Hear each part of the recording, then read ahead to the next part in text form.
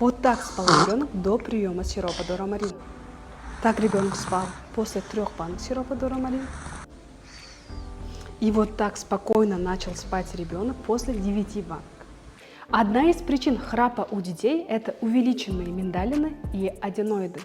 И возникает вопрос, при чем тут наш сироп и аденоиды и миндалины? Из-за дефицита йода у ребенка снижается иммунитет, и поэтому у него увеличиваются миндалины и аденоиды.